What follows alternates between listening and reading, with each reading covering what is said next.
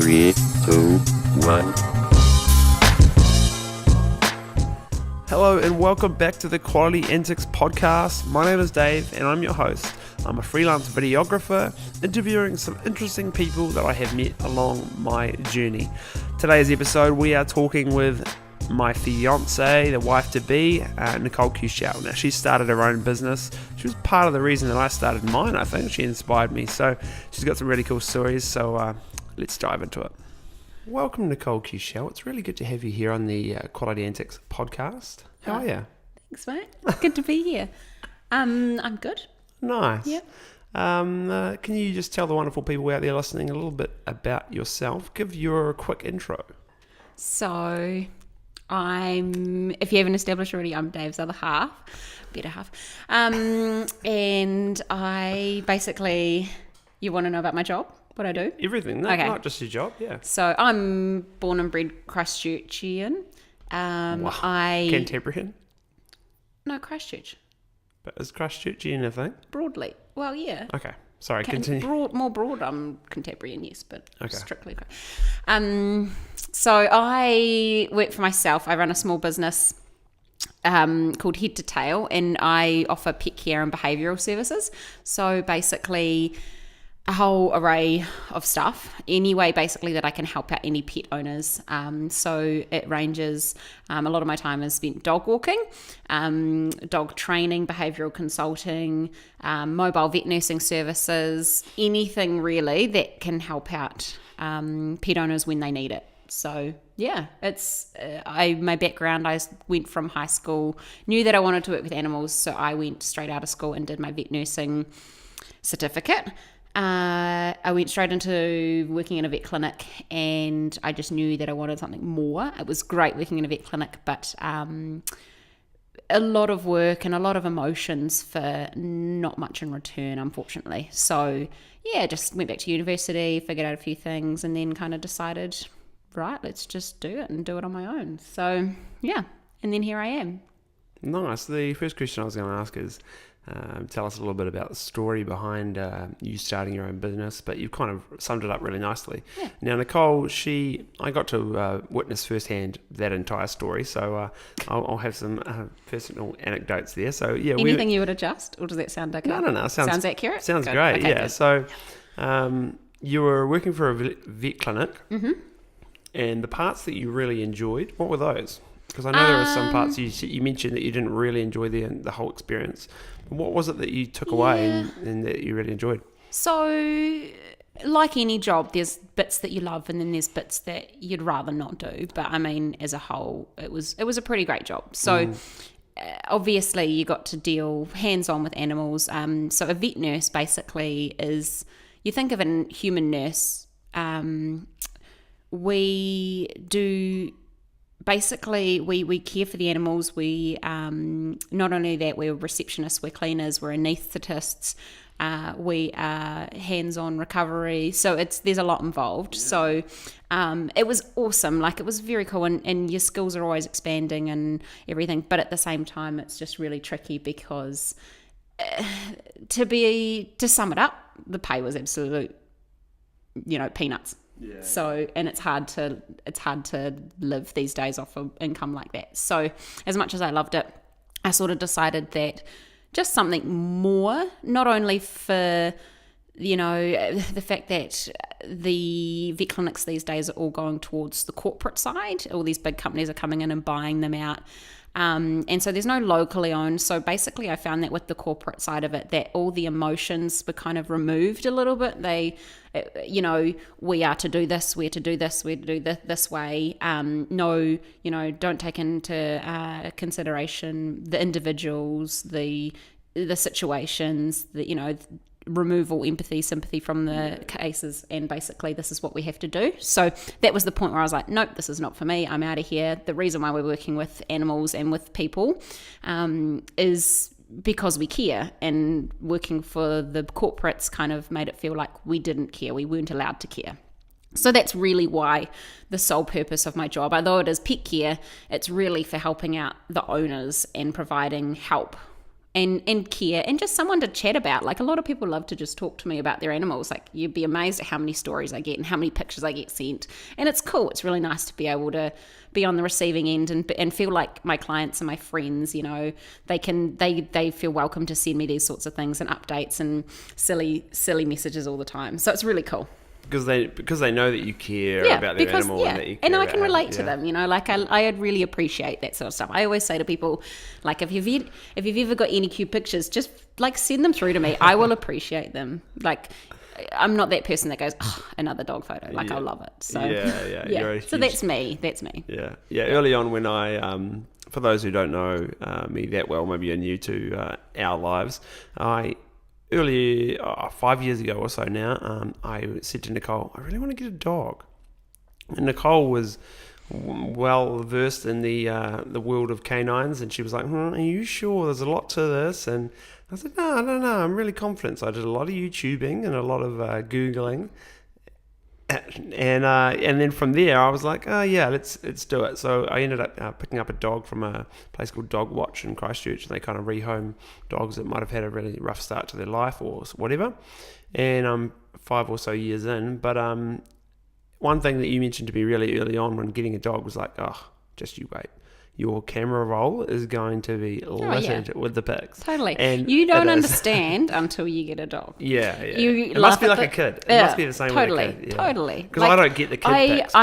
This is my dilemma now, is that when the day comes that children come into my life, what will it be? Will it be dogs or will it be kids? It's just a crazy combination. Yeah. Or just madness of both. So yeah. But that's okay. That's not the worst problem to have. So you started your own business called Head to Tail. Yep. And you kind of briefly talked a little bit about how that's gone. So how long are you in the process? How many years have you been operating now? I started up Head to Tail in February 2016, so just freshly gone 2 years now. So kind of daunting, you know. Everyone goes on about those first 2 years, and that second year, you know, that's when they tax you, rah. So it's really cool. Everything's really busy, which is awesome. I have now 2 staff below me, so one is full time, one is part time. They both have very similar backgrounds to me. They've done vet nursing, and one is currently in university studying pretty much the same papers that I did through university as well. So really, really cool. I can easily relate to them. They're obviously just they're loving people, loving, caring people, which you have to be for the kind of job we do. So it's busy. I still get out there. So most of the days I'm, you know, a typical week for me, I'm dog walking during the days, you know, Monday to Friday, although the occasional Saturday as well.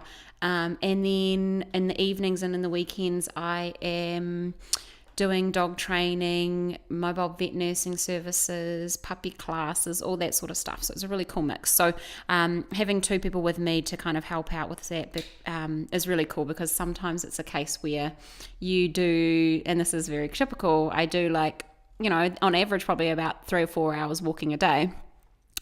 And you're pretty exhausted after that, you know. After, not only are you walking, you're carrying these big dogs and you're having to entertain them and everything. So it's quite an exhausting thing. So I'm super glad that I decided to bring more on board with me, and it's worked out really well because I've been able to pull back and do more admin and organisation and all that sort of stuff as well. So yeah, it's going really, really well. And I hope that I expand. Of course, I hope that I expand more.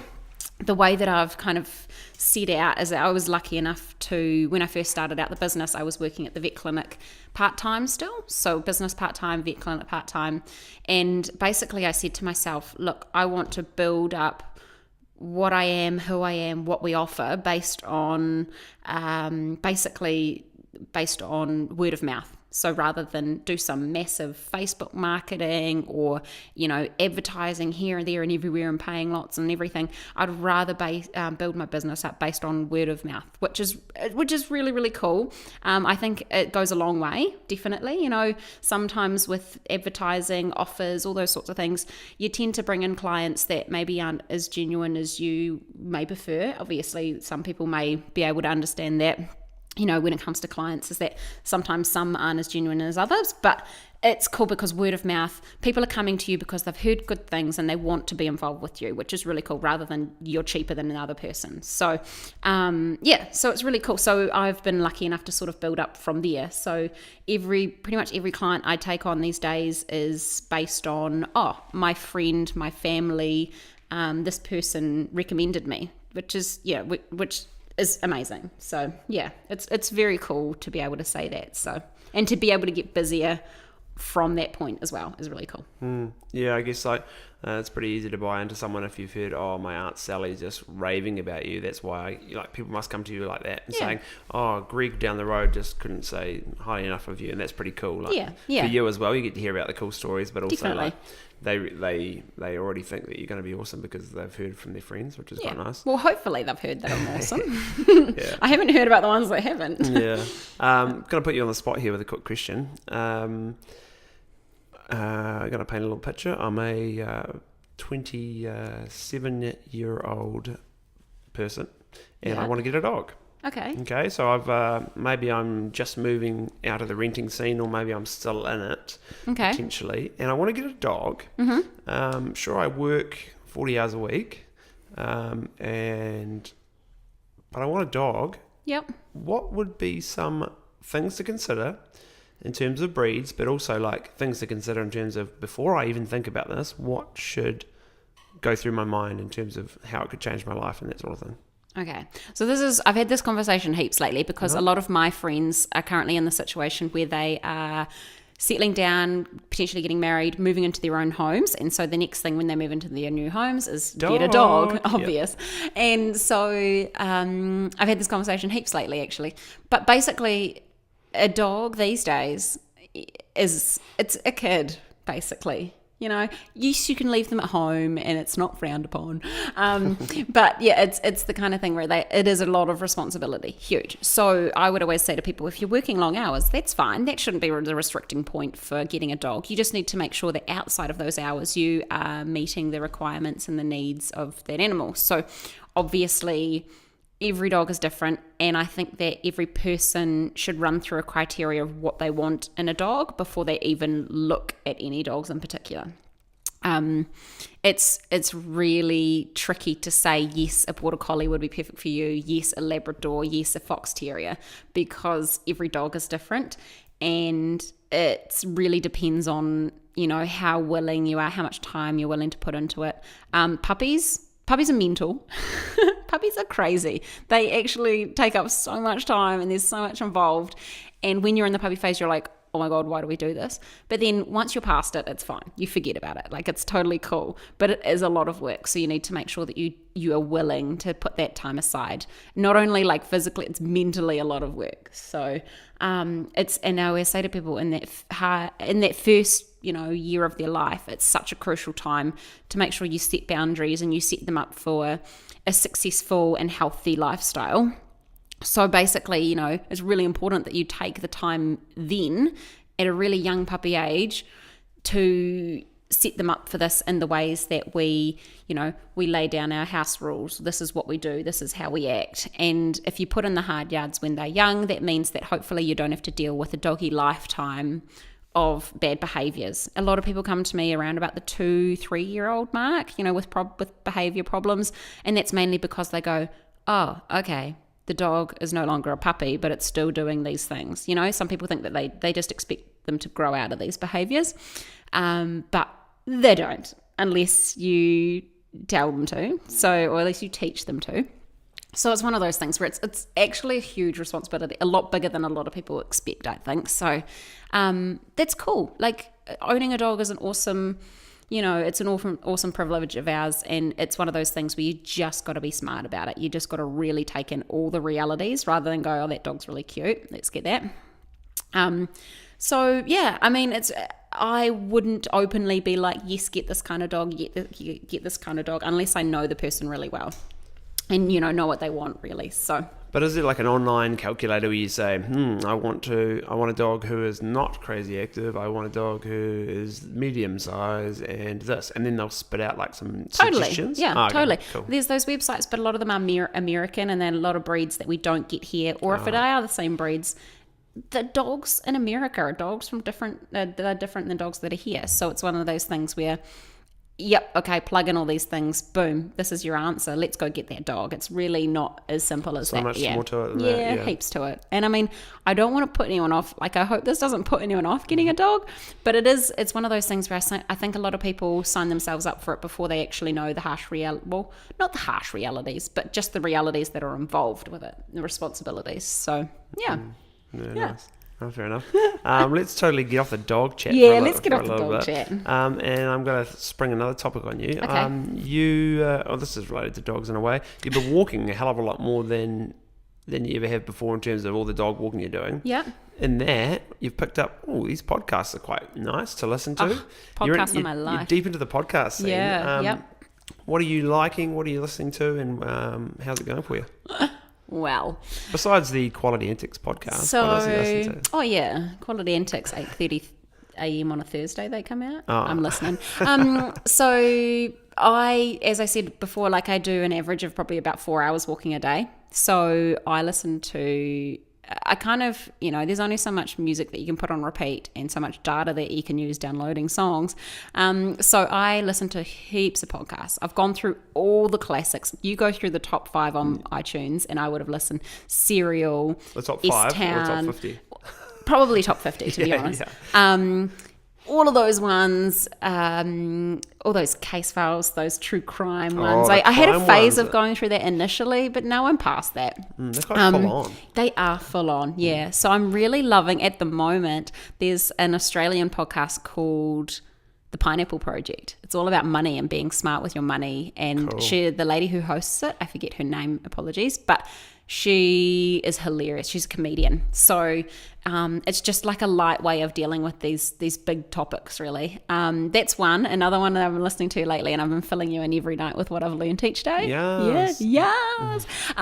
Is... What's it called? Getting Curious. No, it's called Getting Curious with Jonathan Van Ness. So if anyone's watched Queer Eye, he's the super, super extra hairdresser grooming lad. He's really full on. He's so good. So he talks about just random topics that he's curious about.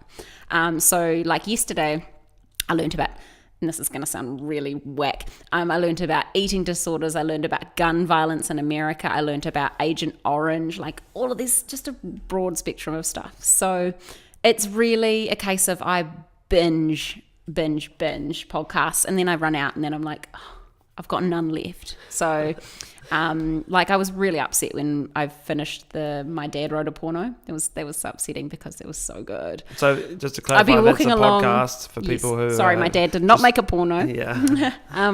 So, yeah, because that was just hilarious. I'd be walking down the street and I'd just be cracking up to myself. Yeah. So a lot of people probably thinking I'm pretty crazy, but so much great. And I think it's awesome to be able to, your mind wanders every so often, but it's cool to be able to learn while you're just hanging out. Yeah. Learn or like actually randomly tune in back into it and have a laugh. And it's pretty hilarious. Yeah, definitely. Speaking of a laugh, it's always interesting when we go into the hat. So this week there are still lots of questions in there. Remember, if you want to submit a question for the hat, email me at qualityanticspodcast@gmail.com or DM me direct message me on Instagram, message me on Facebook. Am I going Nicole, in? you can go for it. Ooh, okay. I'm worried. All right. I don't know why, but okay, what do we got? So relevant. What Did is you it? rig this? What? No, what is it? This has totally been rigged. Cats or dogs? Oh my God. Of all of them.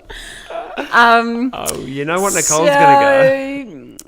You might have gathered from what I've talked about so far. I mean, what I deal with a lot of cats. I do. I have diabetic cats that I visit frequently and inject them with insulin every 12 hours when the owners are away. So I do love cats, but I'm definitely 100% a dog person. I don't know where that came from or why, but I just love it. Yeah. Love them. Yeah. I flipping hate cats with a passion. Oh, you do, don't you? Yeah, my mum was allergic, so growing up I never had one. And then finally when I moved out of home, we had one for a bit. But they were just like dusty. They were crappy. Did we have one? No, we didn't have one, but at our flat.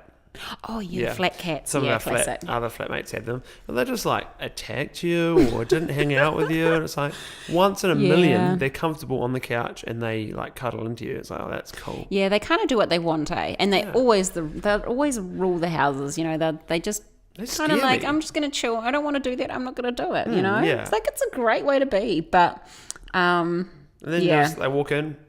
You have to feed them. It's just like, wait, what am I getting from this? Well, you feed dogs as well. Yeah, I know, but I feel like dogs give you a lot more than... Yeah, they do. I feel like there's a lot more appreciation that comes back from, well, some dogs. Some dogs not so much, yeah. Some dogs can be a bit sassy. Let's try and move on from dogs. Okay, let's say, wow. Okay, I'm sure someone set that up. What a crack up. Okay, next one. Okay. Nicole, what are your favourite types of movies and why? Oh, so you'd probably know the answer to this. Dave and I probably have very different opinions when it comes to this. I hate sappy romantic movies. I can't stand them. I can't watch them. I just cringe. Rom-coms or anything? Nah. Oh, rom-coms borderline. So my cup of tea when it comes to movies is definitely comedies. Love it. I find that these days I really can't sit down and watch a whole 2 hours of something if it hasn't made me laugh within a sec. You know, like it's one of those things where I really just need a comedy or a really intense or really mentally stimulating movie, like some sort of psychological thriller or something. Good from you. Something like that. Otherwise, I get bored and I find myself, I know this is really bad, I find myself picking up my phone and just scrolling because I'm like, well, phased out. So, but I know you love The Notebook and whatever else. Can we not disclose that? Hey, I'm a bit of a romantic in the relationship. I'm the one who says the wonderful things and... does all that sort of nice, cute stuff, buys flowers, etc. But psychological thrillers have been like a genre that we as like flatmates with all our flatmates got us into it. And some of those movies were like oh man, they'd scare you, but they'd be like, you'd just be right on the edge of your seat, like riding this journey with someone, and you're like, what the hell is going to happen next? So that's why we both love them. Remember how we used to have flat nights, and we used to always, so Dave and I are really bad at commenting all throughout movies, like, oh, no, this is going to happen. This is happening. This is happening. Yeah. And one of our flatmates used to really hate it. And we're the worst. So if you're ever that kind of person who hates people commenting on movies the whole way throughout, don't watch a movie with us. Yeah. But then like comedies for me, it's so hit and miss. Like they're either good, like you said, that you need to make sure you laugh, and some just like make me laugh like crazy. Some are tragic, yeah. And some are just, like, okay. And even like that drama genre or like just general, random movies, really, unless you've heard like amazing things, it can be so hard. Like, do you know what's really good? To buy in. Late 90s or early 2000s comedy. So I'm talking early Adam Sandler and early Rob Schneider and who else? Oh, Will Ferrell. Like early Will Ferrell. Oh, gold. What's late Will Ferrell? What's he been up to lately? We watched that movie on Netflix recently. What was it? Where he got kicked out. His wife left him, and that was weird. That was terrible. Yeah. It was a bit random. Yeah. Anyway. Yeah, Nicole's a huge Will Ferrell fan as well. Love it. Let's move on to another topic, which is pulling this one out of the hat. How did you meet your current partner? And tell us the startup story with from your side of the coin. I knew this was coming. Okay, so basically, Dave and I went to school together back in Lincoln High School. Yeah, and there's a few of us Lincolnites been on the podcast, eh? 2. Yeah. 3 beans. 3 with you, yeah. And basically, he was a year above me. Some might say that he was just like, so he was part of this band. He obviously was a smooth talker and had lots of girlfriends. Mullet, and mullet? Yeah. Oh, yeah. I had a mullet. And so basically, some might say he was just too cool. You know? No. So anyway, he was too cool for me, basically. Never talked to me. We never really talked in high school, eh? No. But we had the same kind of group of friends. And then all throughout high school, I was with someone, and that ended out of high school. And Dave sort of dived on that opportunity, really, didn't you? There's no other way to say it. No, he heard that, he saw on Facebook that I was single. The next party we were at, he decided that he'd start talking to me. Hey. But it was just like a random chat, really. It was just like, oh, hey, how you going? Yeah. I had no intention of, like, obviously thought, well, this girl's like a 12 out of 10. Like, I'll say hi, but I didn't think anything would happen from it. And I've been lucky enough to be... It's quite funny, actually. Sitting here. Because that conversation at the time, like, it was cool. We had a cool Just conversation random, about random stuff, probably about dogs. Hey, you're a vet nurse and stuff. I remember talking about that. And then basically afterwards, I went over to my friend and I was like, why did you leave me on the couch with him? Like, oh, God, why would you do that? It's so awkward. Why did you leave me? I was feuding with my friend. And then look what happened. Gold. Yeah, so... What a laugh. Yeah, so that was pretty much it. And then we kind of just started hanging out. And then one day you were like, hey, marry me. And then... Oh, well, I was like, what? I thought the hey, do you want to go out first came. Oh, yeah, that happened first. Yeah. And then, yeah. Yeah. It all just from there. And then coming up very shortly, we are going to make it all official. Getting married in July, Yeah. end of July. And we are doing an island wedding. Nicole, tell me a little bit of why we're doing an island wedding. Why do you think we've done that? So Someone's out there thinking about it. do it. It's easy. It's been great. I mean, everyone's different with what they want, but I am the kind of person who I hate a big deal. I hate fuss about me. I'm awkward as hell. Like, when Dave's doing his vlogging stuff in public and I'm in camera, I need to walk away from the situation. I can't handle the awkwardness. Like, I'm a really awkward person and I hate fuss and I hate people looking. So a big wedding with like 100 guests or something or even more was not my cup of tea at all. Like, it's too much pressure. So that was one thing, was that, like, we'll go away, we'll keep it small, keep it simple. Another thing was basically the fact that a lot of people get married these days, and I'm just going to throw figures out there. I mean, this is what I've heard. I don't know if this is the truth, but this is what I've heard. So weddings, one day in Christchurch, it could cost 20, 30 grand. And the next day you wake up, you're in Christchurch. And I'm like, you don't have any money left to have a holiday. So that was my big thing, was that I really wanted to, this is really selfish, I really wanted a holiday. So we kind of just lumped it all together. We've got a really small ceremony, real low-key, chill, close friends, family. That's pretty much it. I think we have about 35 guests maximum. And we've got a wedding planner over there. So we literally just have to turn up on the day. And I mean, I might have to buy a dress and Dave might have to buy something to wear, but that's pretty much it. So it's cool. Yeah, easy as. Honestly, no stress. I've zero stress. It's to the point now where it's like about 3 months away and I haven't even like, everyone says to me now, how's the wedding planning going? And I'm like, well, I don't good, but I'm not really doing anything. Like everything's good. Yeah. So it's awesome. Zero stress so far.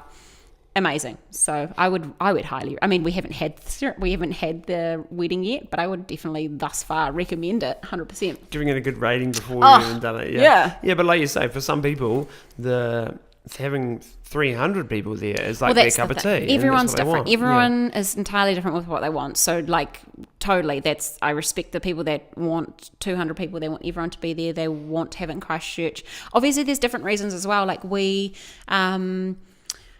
unfortunately, my grandparents on my mother's side have passed away. I'm fortunate enough to have my grandparents on my dad's side fit enough to be able to travel. At the time, we thought that your grandma would be fit enough as well.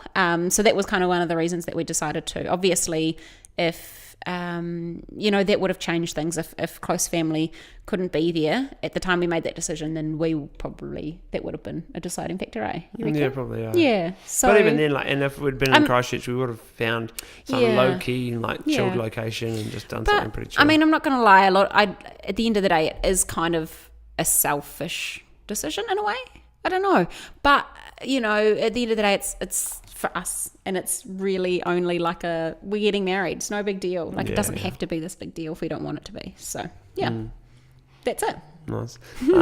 Can you fill the people in from your perspective now on what the last, I don't know, couple of years have been? So if you don't know anything about me at all, I was a high school teacher that decided to leave that job and try and become a freelance videographer. Now, from your side of the coin, you see everything behind the camera. Yeah. So you don't see the bad moods. there's all the cool videos and all that sort of stuff. You actually see everything else. How's it been from your perspective, or what are you? What are your thoughts on me doing this sort of thing? It was definitely hard to get used to you having a camera on everything we did all the time, and that took a long time to get used to, definitely. And then it was kind of like, so you started doing all the stuff and you started like, yeah, I want to do this, I want to do this, I want to do this. And I'm not going to lie, you're a person who, when you get involved in something and when you feel passionate about something, you dive deep. And like, I'm not just talking stuff like this, I'm talking, I'm going to take up surfing. So, you go out surfing. I'm going to do golf. You buy a golf membership and then you don't go again. Like all those sorts of things, like you dive deep into it and then it kind of fizzles out. Sweet. So, in the nicest way possible. So it was like one of those things where I was a little bit worried when you started buying all this gear and everything. I was like, oh, I really hope that you just don't fizzle on this. And then you have all of this gear sitting around that you've just lost money on. But I mean, in a way, again, that's kind of selfish on my part, because it's like, you it's one of those things where if you don't do it, you regret, you live your life not regretting not giving it the chance. So there's definitely some things to get used to. We bought a house. When did we buy the house? We bought it, basically, you probably seen along the way, we bought a house that was it was basically deemed to be demolished. It had been written off by the first earthquake. Bit wonky, some doors didn't close and stuff. And so we bought it out as is, and we did all the work to get it fixed up to an insurable point. So all of this was going on in the time that basically Dave was sort of transitioning. To Dave, and so that was a scary time. No, he wasn't. So that was a scary time financially, because it's like you're going from this security point to stable the job unknown, with stable pay, and for that reason as well, being that because I'm still new with my business, the banks, when it comes to home loans and on that sort of stuff, the banks don't consider my income an income, because I'm still under, well, at that point I was still under 2 years. They didn't even look at it. So it was really tricky, quite stressful in that sense. But, it was one of those situations where I think your mum was more worried than I was. Your mum came up to me multiple times and she was like, oh, what do you think about Dave doing this? Is he doing the right thing? And I just said to her, I was like, look, well, really, I can't have any say in this situation, because he's doing what I believe he wants to do and he wants to pursue. I'm doing that, and I haven't provided the stability for him that he has for me. So who am I to turn around and say, no, stick to your safe, secure job. Don't do that, do the safe thing, and so that we can continue to pay the bills happily and know that we can, and all those sorts of things. So it was a bit scary going through all that time. And obviously the weddings costed money. So yeah, it was a bit scary, like just the unknown. But I mean, it's cool because I've seen now, like since you have finished working at the school, I've seen how like motivated you are, and how it kind of makes me feel bad away, because I don't think I was that motivated.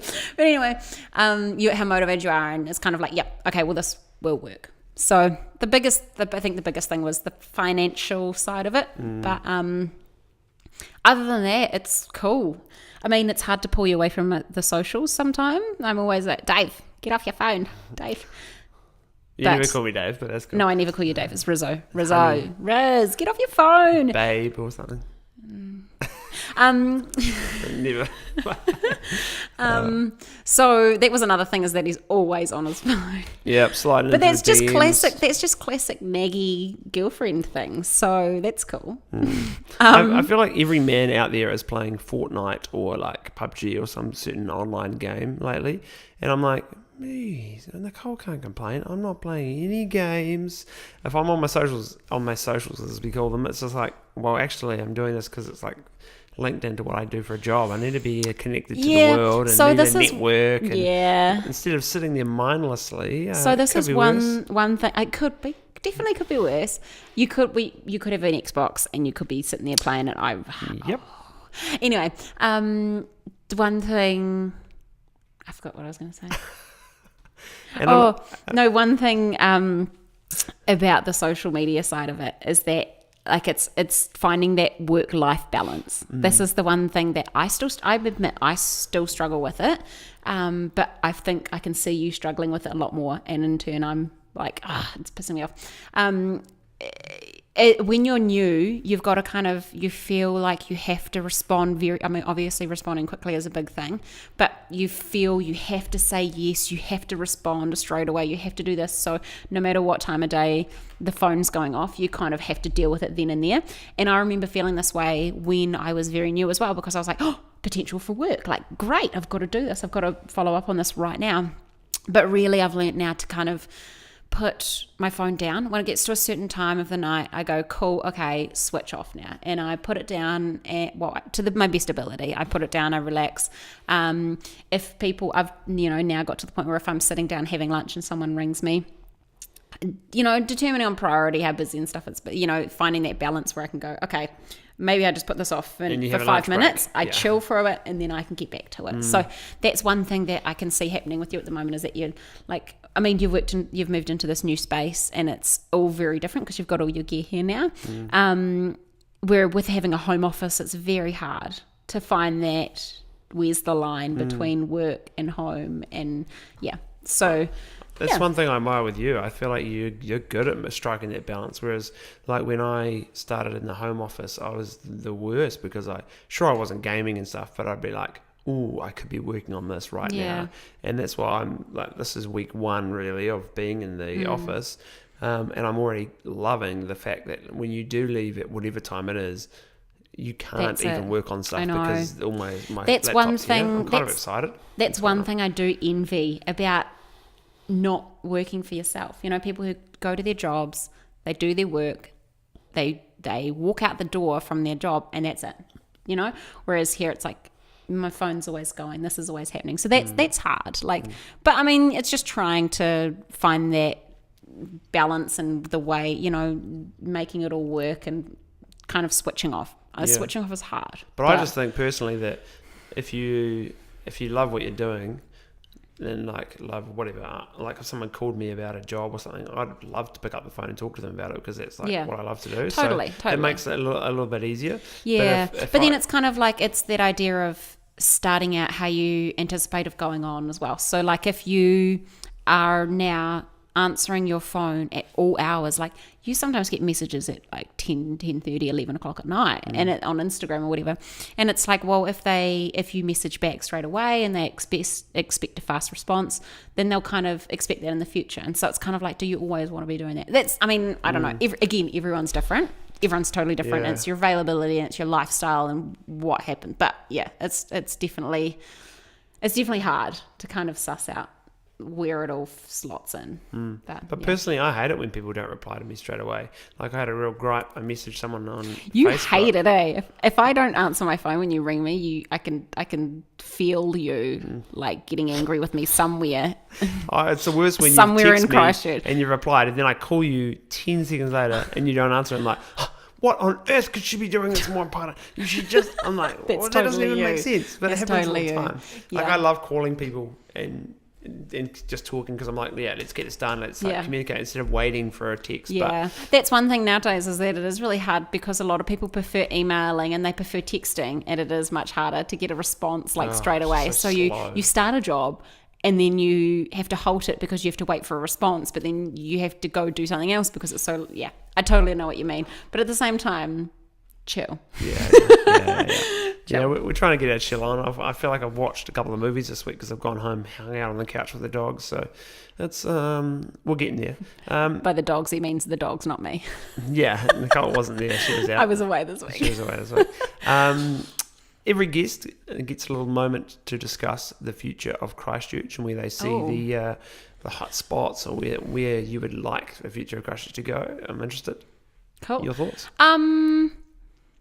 I mean, obviously exciting times. I come from a family with lots of civil and structural engineers, so all I hear and all I'm hearing throughout the process is, oh, it'll take this long before it's a functioning community, it'll take this long, this many years. And so it's kind of hard because I'm still in that mind frame of, oh, well, it's 10 years before anything exciting is ever going to happen. So obviously exciting things are happening now. I think Christchurch just needs to relax a bit in terms of some markets. Like, yes, we're in a generation where there's all these people doing their own thing, you know, and young people starting up their own businesses and stuff. Cafes, chill. It's totally saturated. Like, there's so many cafes. And I mean, yeah, everyone wants a coffee, but at the same time, like, when you've got 4 coffee options within 5 minutes working distance of your office, like, that's a bit too much. And it's for the business owners, I don't know, it's not really, I mean, obviously that's what they choose to do and they could do other things, but there's just certain areas where I'm like, okay, just there's 20 coffee shops just opened up in the last year. Like, what about everything else? What about some free activities? What about stuff to do with the kids? Obviously there's been some cool things for kids and stuff, but at the same time it's like it just seems to be happening big, like, explosions of one thing, and then is that how it's going to be? But I mean, like, you hear about this terrace, everything, what they say, like 17 licenses or 17 bars opening up at the same time, and it's like, whoa, why so much at the same time? But I mean, obviously very, very cool things. I like the idea of keeping Garden City, bringing a lot more. Obviously, the city's kind of spreading outward in terms of housing, so it'd be cool to be able to bring back some of the nature. Obviously, I'm a nature person. I love trees, grass is cool. So I'd love to not see Christchurch disappear into just concrete city. Yeah, I mean, I'm not entirely involved in the future of Christchurch. I don't really know too much until it's happened. But yeah, I just hope that there's more preserving. I think Mark talked about this when I listened to his podcast about what they're going to do with the cathedral. When he was talking about that, I was 100% on board with what he was saying. I love the idea of preserving it, keeping it there, letting nature do its thing, but having the remnants of what was there, rather than everything new, everything's flash. Everything in Christchurch is like these big massive glass walls everywhere, or rusted stuff. Like, yeah, I don't know. It's good. It's my opinion. Yeah. Obviously, it's not going to change the outlook on the city, but it's cool. There's definitely some very cool things, and it's nice to be able to. I mean, I don't come into town often. You know me well, and you know me. You know that I don't like busy places. I get claustrophobic. I don't like Riccarton Mall. I can't go to Riccarton Mall not long before Christmas time because it stresses me out. She stopped going around now because she feels like it's the Christmas too busy. rush The build up to Christmas is too much right about now. So I don't come into town very often. So I do get disorientated and stuff with what's going on. But every time I come in, it's cool. It's refreshing. Something new's happening. It's awesome. It's really cool. So I just hope that it's not just happening in big waves, and so a big wave of this and then it dies out, fizzles out, and then the next thing happens and then it fizzles out. I hope it is sustainable. And yeah, nice. I love Christchurch though. It's cool. I'm happy to be here still after the earthquake. Nice. Yeah. Oh, that was episode 4 that Nicole was referring to with Mark Marchand. And for those coffee shop owners or people thinking, I should start a coffee shop. Maybe Nicole. I don't want to put you off. Nicole's saying, don't you dare. No, get a dog, own a coffee shop, do whatever you want. Like, don't let me put you off. Yeah. Nicole, if people want to hear more about you or catch up with you, what you're up to online, where can they find you? So the company is called Head to Tail. You can find me on Facebook, Head to Tail Christchurch, so Chicha. And on Instagram, I think it's the same plug. Should have checked that before I came. Head to Tail, T-O or number 2? HEAD Totail. Yes, I thought someone might. CHCH. Cool. Yeah. The website headtotail.co.nz. Check it out. All information on there of what I do. All my contact information, everything's on there. So if you have any questions or anything, totally, even if it's not relative to anything we've talked about today, I always say to people, no question is a silly question. So, oh God, you'll get some random ones. And really check her out on Facebook and Instagram. She'll have some new videos in the coming months that she's going to book in with a local videographer. I hear there's a guy who does videos. Great things. Sweet. Thanks for coming by. Cool. Thanks for having me. Awesome. I hope I didn't bore you too much with dog chat. Yeah, for those dog haters out there, you probably didn't like that episode, but just a massive thanks for tuning into this episode of the Quality Antics podcast. If you want to reach out to me or see any of my work or what I'm up to, make sure you check me out on YouTube, Instagram, Facebook, and Snapchat at Quality Antics. Or if you want to watch the video versions of these podcasts, go to Quality Antics Podcast on YouTube. You can check them out there. Thanks for listening. Take care. Keep having some quality antics.